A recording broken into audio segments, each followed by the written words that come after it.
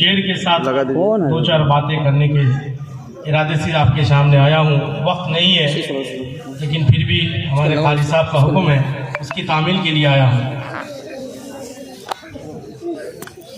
जब इस हिंदुस्तान पर अंग्रेजों का तसल्लुत हुआ था, अंग्रेजों को भगाने के लिए भगाने के लिए हिंदुस्तान को आज़ाद करने के लिए हर एक इंसान को इंसानियत का हक देने के लिए हमारे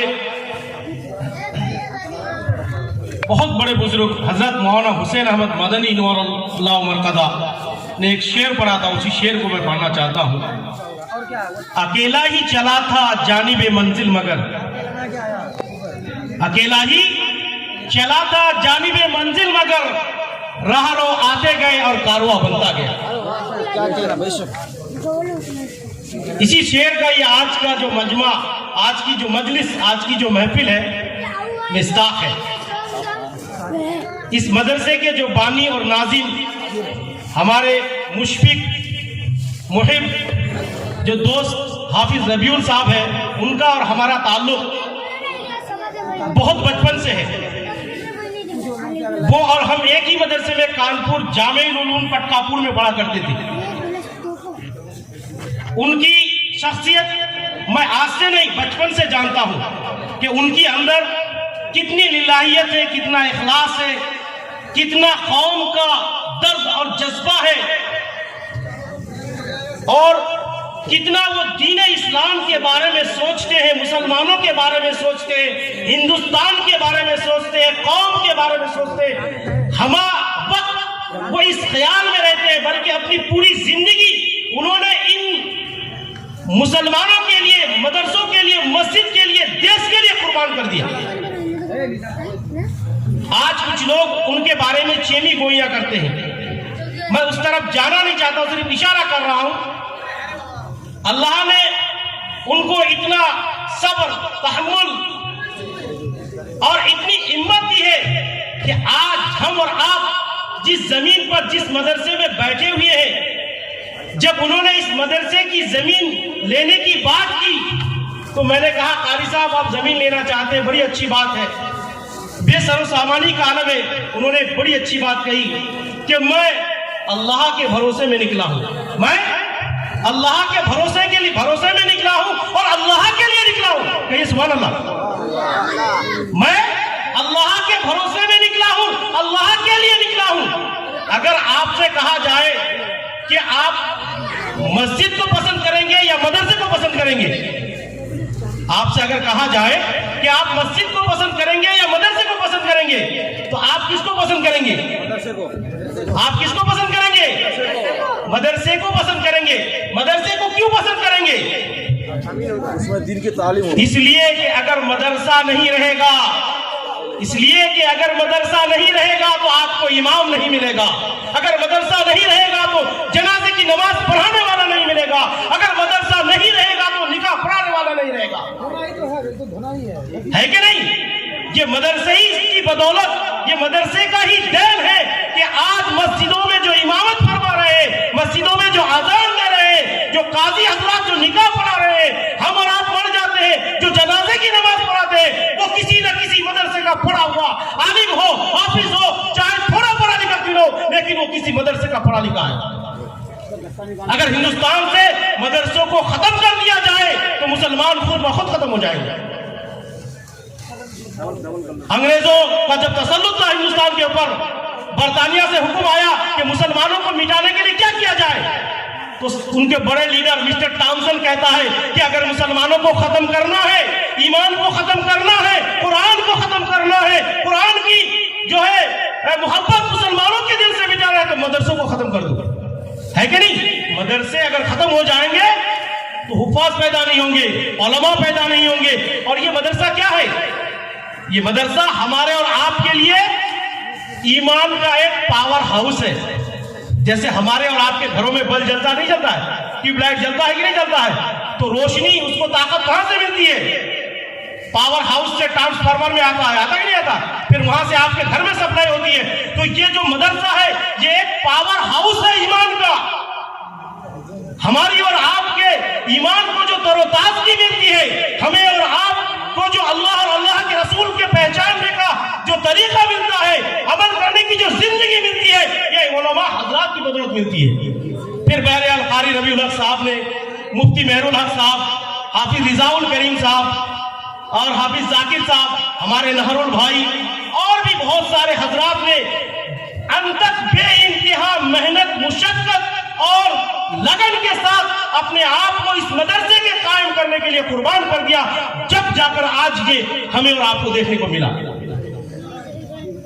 مدعی لاکھ برا چاہے تو کیا ہوتا ہے, مدعی لاکھ برا چاہے تو کیا ہوتا ہے, وہی ہوتا ہے جو منظور خدا ہوتا ہے. یہ خدا کی حکم کی بدولت آج یہ مدرسہ یہاں قائم ہوا ہے.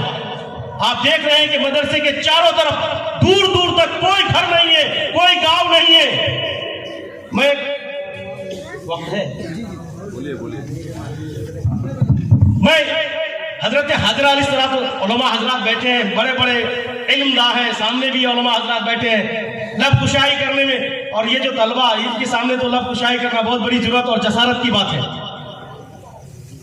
اس لیے کہ یہ ہمیشہ قرآن میں, کتاب میں, حدیث میں ڈوبے رہتے ہیں, ہے کہ نہیں. سونار کے سامنے کوئی سونے میں چوری کر سکتا ہے, نہیں کر سکتا ہے, اس لیے کہ وہ سونار ہے, اس کو معلوم ہے. تو یہ حدیث کے اور قرآن کے سونار ہے, قرآن کی باریکیاں, قرآن کی زینت, قرآن کی خوبیاں یہ لوگ بہت اچھی طریقے سے جانتے ہیں. بہرحال پھر بھی میں اپنے اصلاح کے لیے بیان کرتا ہوں کہ حضرت حاجرہ علیہ السلام کو اللہ تعالیٰ نے, حضرت ابراہیم علیہ السلام کو بہت ساری آزمائشوں میں اللہ تعالیٰ نے آزمایا.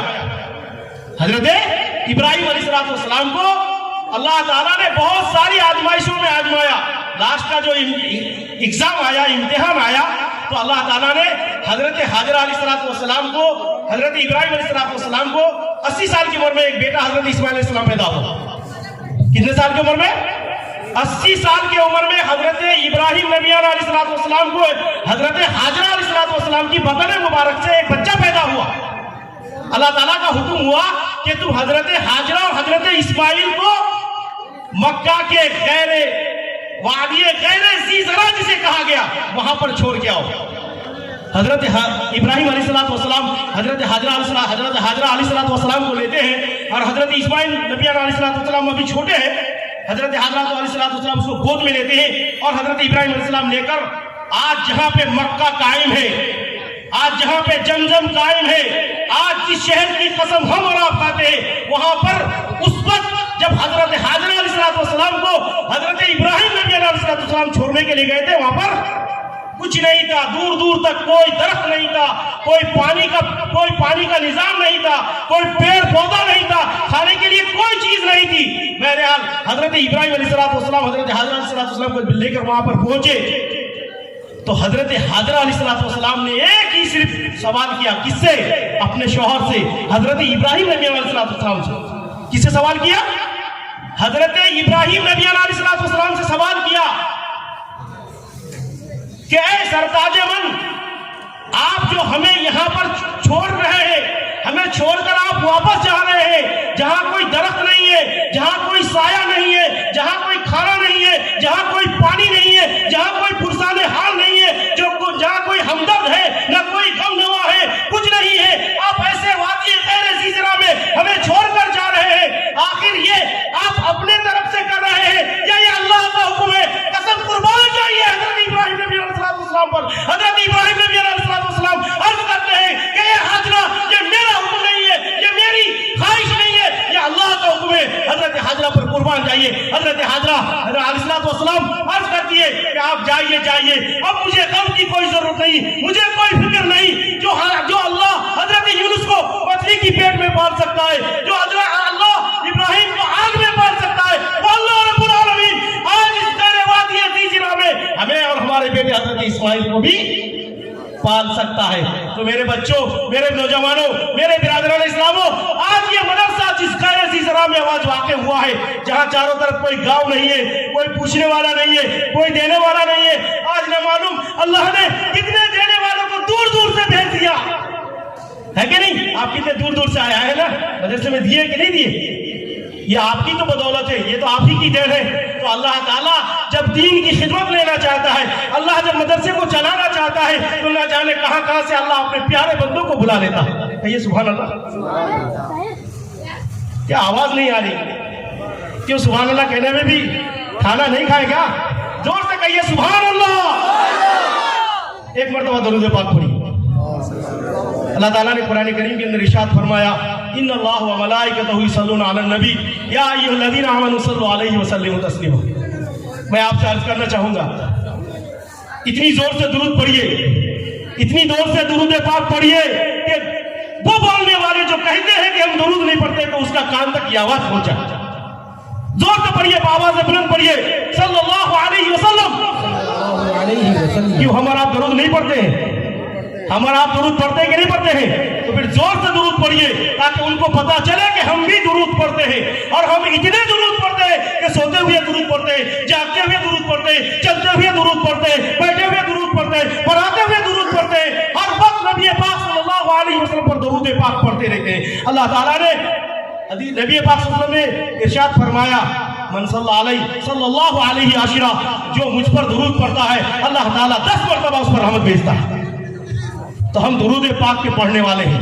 تو میں یہ عرض کر رہا تھا، حضرت حاضرہ علیہ السلام نے کہا کہ اب مجھے فکر کی کوئی ضرورت نہیں ہے، غم کی مجھے کوئی ضرورت نہیں ہے۔ جو اللہ حضرت یونس نبی علیہ السلام کو اللہ نے سمندر کی تاریخ کی، مچھلی کی پیٹ کی تاریخ کی، رات کی تاریخ کی، وہاں پر بھی اللہ نے اس کو محفوظ فرمایا تھا نہیں فرمایا تھا؟ حضرت ابراہیم نبی علیہ السلام کو آگ میں ڈالا گیا تو حضرت اسماعیل بچایا کہ نہیں بچایا؟ تو میرے اللہ جو حضرت یونس کو جب مچھلی کی پیٹ میں کھانا پہنچا سکتا ہے، تو وہ اللہ اس مکے کے وادی غیر ذی زرع، جہاں کوئی درخت نہیں ہے، جہاں کوئی پیڑ پودا نہیں ہے، جہاں کوئی سایہ نہیں ہے، اللہ تعالیٰ وہ ہمیں بھی یہاں پالے گا۔ میرے بھائیوں، میرے عزیزوں، آج دیکھیے وہ مکہ شہر کہلاتا ہے۔ وہ کیا کہلاتا ہے؟ وہ مکہ شہر کہلاتا ہے۔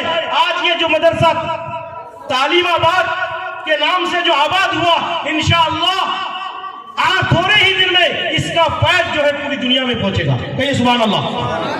جس طرح دارالعلوم دیوبند سے پڑھے ہوئے علماء کرام، مفتیان اعظام، حفاظ کرام دنیا کے گوشے گوشے میں موجود ہیں۔ میرے قاری صاحب کا یہ جو درخت، اس کا پھل انشاءاللہ گوشے گوشے تک پہنچے گا، اور اس کا جو فائدہ ہے صرف ہمارے قاری ربیع الحق صاحب کو نہیں، بلکہ یہ جتنے، یہ تو بڑے خوش نصیب ہیں یہ بشن پور والے، بڑے خوش نصیب ہے بہور والے، بڑے خوش نصیب ہے حسین پور والے، بڑے خوش نصیب ہے کوتل والے، بڑے خوش نصیب ہے بھگوان پور والے، بڑے خوش نصیب ہے کسیرا والے، کہ یہاں طلباء حضرات رات و دن قرآن کی تلاوت کریں گے اور یہاں سے دعا کریں گے، فیض ان کی گھر تک پہنچے گا۔ کہیے سبحان اللہ۔ بچے دعا یہاں کریں گے، تلاوت یہاں کریں گے، فیض اور رحمت ان کی گھر تک پہنچے گا۔ تو یہ خوش نصیب ہوئے کہ نہیں ہوئے؟ تو یہ ہم سے زیادہ خوش نصیب ہے۔ اللہ تعالیٰ ان تمام گاؤں والوں کو اس مدرسے کی ہمت افزائی کی، اس مدرسے سے محبت کرنے کی، قاری ربیع الحق صاحب کے ساتھ دلجوئی اور محبت کرنے کی، بچوں کے ساتھ محبت کرنے کی، اس ادارے کو زیادہ سے زیادہ کامیاب بنانے کی ہم تمام لوگوں کو اللہ تعالیٰ جو ہے ہمت دے، محبت دے۔ تیرے کرم سے اے کریم کون سی شے ملی نہیں، تیرے کرم سے اے کریم کون سی شے ملی نہیں، جھولی ہی میری تنگی تیرے یہاں کمی نہیں، تو وہ داتا ہے کہ دینے کے لیے در تیری رحمت کی ہر دم۔